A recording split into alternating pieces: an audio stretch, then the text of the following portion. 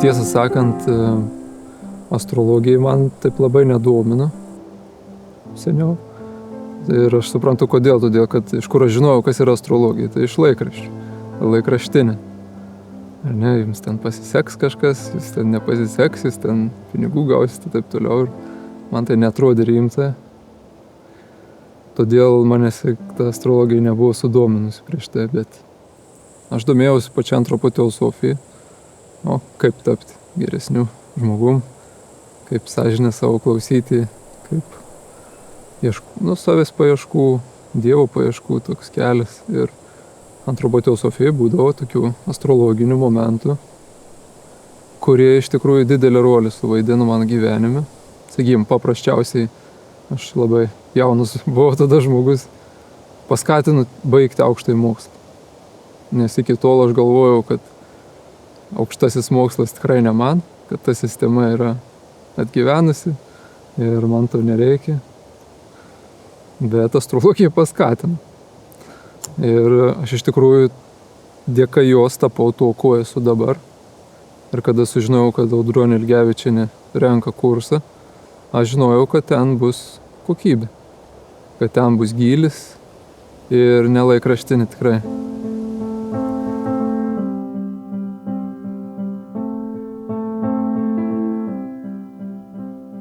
Astrologija iš tikrųjų domiuosi gan senai ir prieš studijuojant antropoteosofinę astrologiją šiek tiek mokiausi astrologijos kitoje mokykloje.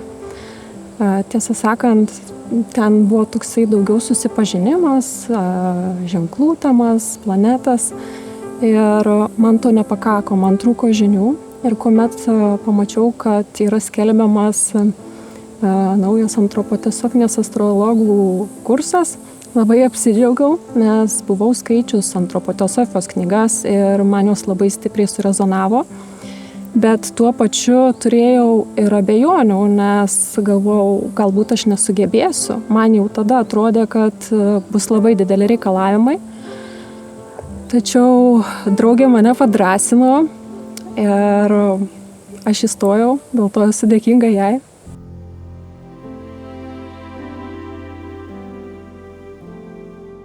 Kelias į studijas antropoteosofinės astrologijos prasidėjo man dar būnant užsienyje. Tada gerai gyvenau, materialiai apsirūpinęs gyvenau, bet kilo tokie egzistenciniai klausimai, pradėjo kilti, nes kodėlgi man viskas gerai, bet kažkokios prasmės trūko gyvenime, pilnatvės trūko. Ir atėjo laikas, kada pradėjau ieškoti atsakymų. Pradėjau vartyti knygas, nuo knygų prie knygų ir priėjau prie antropoteosofijos. Tai antropoteosofija man pateikė tuos atsakymus turbūt išsamiausiai.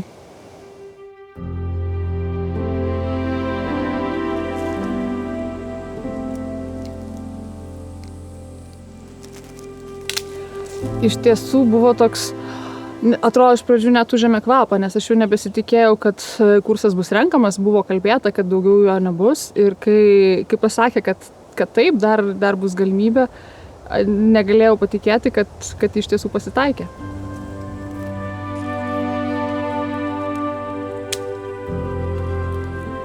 Dar mane įkvėpė Audronės motyvas, kodėl jinai renka. Todėl, kad astrologija, šventas mokslas, jisai yra išniekintas. Ir reikia reabilituoti. Tai aš dabar mąstau, kasgi ją išniekina. Tai turbūt pirmiausiai tie, kurie paėmė tą mokslą ir naudoja savanaudiškiam tikslam, kažkokį pasipelnimą, žmonių manipuliavimu ir tokiem dalykam, kurių mes matom ir šiomis dienomis, neatsakingas elgesys. Antra, tai tie, kurie niekina pirmuosius, jie niekina kartu ir astrologiją, nes galvoja, kad jie yra atstovai tikrieji. Kaip sakykime, jeigu gydytojas ar ne, neteisingai gydė žmogų, jam buvo blogai ar ne, visus gydytojus mes dabar nurašykim, tai neteisingai yra. Jie nereprezentuoja visos astrologijos. Bet kokia priežastis to galvoju? Tokia priežastis, kad yra paklausa. Reiškia, žmonės didelė dalim nori, kad jiem pasakytų, ką daryti, ir nusimestų atsakomybę nuo savo pečių. Jie nori kažkokių triukų, magijų, kažkokių tokių dalykų, kur tai nėra tikroji astrologija. Tai tik tai yra astrologijos parodija. Aš žinau, kad šitam kurse to nebus ir bus einama į gylį. Ir taip ir buvo.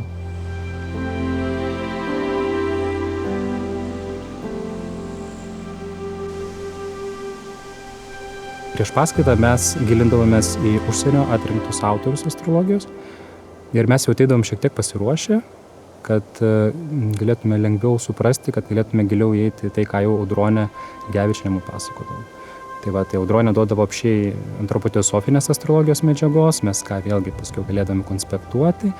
Konspektavimas, kas irgi įdomu, vyko ranka, kai atrodo šiais laikais tos technologijos, tai gal kai kuriem irgi keistai atrodė, bet šiuose studijose nieko nėra beprasmiško, viskas yra prasminga ir tas konspektavimas turėjo prasmę, nes konspektuodamas ranka, tu visų pirma viską perleidi per save, tu gali įsigilinti geriau, bet kartu tai ugdė mumyse sistemiškumą, padėjo išskirti tai, kas svarbiausia. Ir tos savybės, jos labai svarbios yra astrologui dirbant savo jau darbe, vėliau su žmonėmis.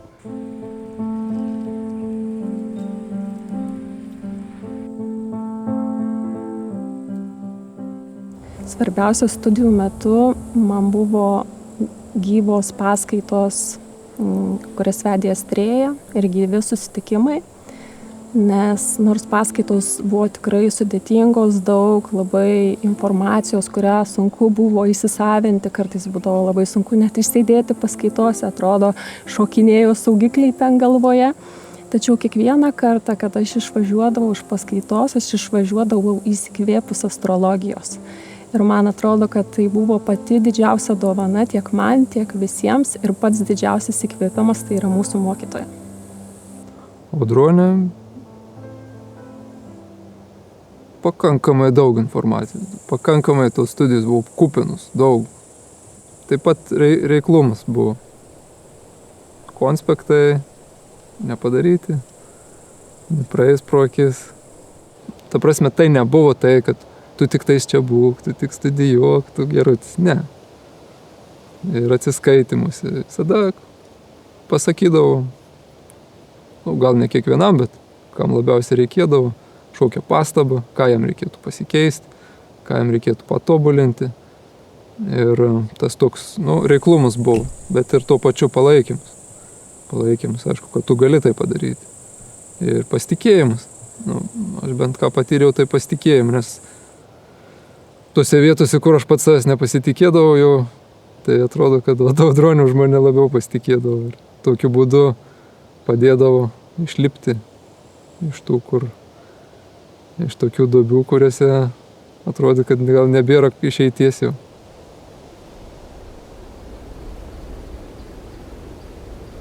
Manau, kad tai yra to viso proceso dalis. Pažinti save ir dėl to ir studijos yra tokios ilgos, kad mes spėtumėm pamatyti, kas mumyse nėra taip jau gražu, spėtumėm suprasti, pirmiausia, kad reikia tai tvarkyti, toliau atrastumėm būdus, kaip tai daryti ir galų gale su to dirbtumėm. Tai pradžioje, aišku, būna taip nelabai malonu, bet paskui tu supranti, kad, taip, aš toks esu. Ir kažką reikia, jeigu man tai nepatinka, tai tada svarbu nepamiršti apsidžiaugti, kad aš pamačiau, kad aš supratau, kad man tai nepatinka ir kad aš turiu visus įrankius tam pakeisti. Man tai buvo labai šitas procesas patiko, tas man tiesiog atradimo džiaugsmas, netgi aš pamatau kažkokią savybę, ar netgi būdavo kažkas pasako kažkokį dalyką apie tave ir tada tu įsiklausai, gal pradžioje dar to nematai, bet paskiau po truputį tu pradedi matyti, kaip tai reiškiasi tavo gyvenime ir tada, kai tu pamatai, tu jau gali dirbti su tuo. Tai yra daug paprasčiau tada. Kaip tada tai reiškiasi? Palauk, aš dabar kažką jau su tavim čia bandysiu daryti kitaip. Ir tada tu, jungdamas valią, stengiasi elgtis kitaip, negu, pavyzdžiui, tavo tie įpročiai kažkokie ar prisirišimai, negu jie tave traukia, kad tu elgtumės.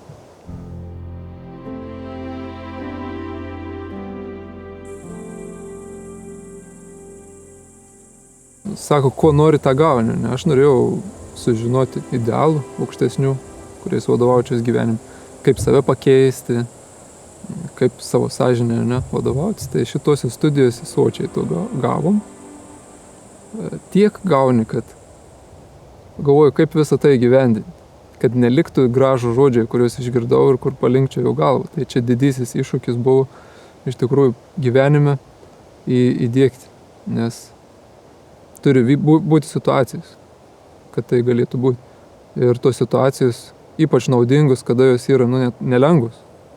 Kada tu gal ir nemėgi naktim, kad suprastum, kaip išspręsti kažką. Ir nėra šalia kažko, kuris tau pasakytų, va čia tas yra, va čia anas yra, va čia trečias. Tu turi kreiptis į savo sąžinį, kad tai, ką sužinojai, kad sąžiningai įvardintum, kas yra kas. Ir įvardinęs dar padarytum pasirinkimą. Tai čia didysis iššūkis buvo, kaip suderinti informaciją su realybė. Ir todėl tos studijos negalėjo trukti mėnesį. Jos negalėjo būti online, kad aš pats dirbu, dėstau kalbą, ar ne. Ir aš tai darau online. Tai tiesiog apgailestauti tenka online, nes tai nepilnavertiškas procesas.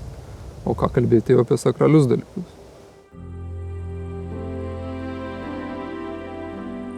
Mūsų studijos truko šiek tiek ilgiau negu 7 metus ir aš manau, kad astrologija yra labai rimtas ir daug apimantis mokslas. Ir norint į ją įsigilinti nepaviršutiniškai, reikalingas laikas, kad kuo giliau įeiti į kiekvieną temą, į kiekvieną planetą, į kiekvieną ženklą ir kiekvieną temą astrologinę, kurią mes mokinomės. Ir tuo labiau visos tos žinios turi nusėsti, susigulėti, nes prie viso to mums reikėjo suprasti, kaip tos temos veikia mūsų pačių gyvenimuose. Ir tam reikalingas laikas, kad žinios susistovėtų, kad tu jas suvoktum, kad jos kažkaip tau atlieptų.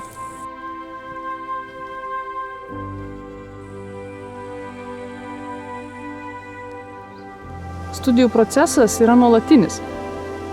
Vadinasi, jis turi būti nuoseklus. Ir tai reiškia, kad mes kiekvieną dieną turim rasti laiko astrologijai. Tai reiškia, kad būna dienų, kai kažką perskaičiusi, aš tiesiog nešiojuosi tą informaciją su savimi, kol galiausiai kažkokioje situacijoje stukteli, ką tai reiškia ir ateina kažkoks supratimas apie tai, ką aš paskaičiau. Tai tas procesas jis tiesiog vyksta nuolatos ir kiekvieną dieną. Nepavyksta kažkaip nuo atsitraukti. Ir kai susitinkam su bendraminčiais, taip pat viena iš dažniausiai aptariamų temų yra astrologija, kas mums vyko, kas nutiko ir taip toliau.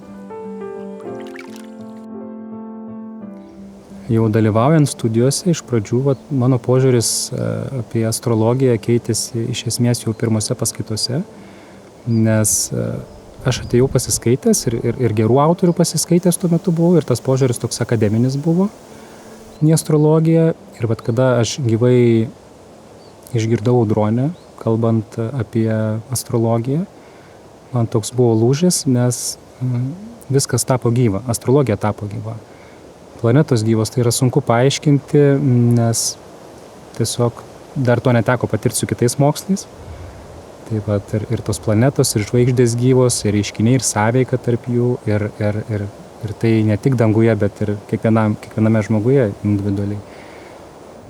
Kai tu mokslą matai kaip gyvą, astrologiją kaip gyvą, tada kažkoks ryšys atsiranda su to mokslu, kažkoks santykis atsiranda kitoks. Mokslas, kuris kalba apie sielos evoliuciją, jisai vertas didžiausios pagarbos, kuris kalba apie pagalbą žmogui. Aš supratau, kad yra svarbu ne tik žinios astrologui, bet labai svarbi ir jo vidinė kokybė ir tai, kaip jis supranta atsakomybę už žodį, nes nuo to priklauso, ką ir kaip jisai pasakys žmogui ir kaip žmogus jį supras. Taip pat, baigusi astrologiją, aš supratau, kad neužtenka baigti astrologijos, kad tapti astrologu. Kad tapti geru astrologu reikia ir toliau gilinti savo žinias ir praktikuoti. Tai mes net negalim po studijų, baigę studijas, mes negalim imti, atsidarinėti savo ten salonų. Įsivaizduokit, 8 maždaug metai ir mes baigę, išlaikė, praėjo visus tos kelius. Mes negalim imti ir visų konsultuoti kairį ir dešinį. Kas vyksta šiaip su internetiniam kursais, kada tu geriausiu atveju mėnesį, o blogesniais atvejais porą kartų online susitikęs, tu jau prašom eik ir visiems pasakau, kaip gyventi remdamasis žvaigždėmis. Tai to čia nėra. Čia mes baigiam ir negalim. Mes galim tik tais artimiausius savo, tuos, kuriuos pažįstam, kurie ten, nepabėgs nuo tavęs ir pasakys, ką tu čia man prikalbėjai. Ne, jeigu aš prikalbėsiu nesąmonę. Ir tik tai įsigavę patirtį galėsim jau plačiau veikti. Tai čia man yra rimta. Čia ne žaidimai. Nėra tokio profaniškumo. Tai man dėl to ir patiko. Antropoteosofinė astrologija yra rimtas ir gilus mokymas. Ji atskleidžia plika akimi nematomus dalykus. Tai, kas slypi žmogaus viduje. Ir astrologas turi įrankius, su kuriais jis gali daryti įtaką žmogui. Jis gali jam padėti, jis gali jam pakenkti.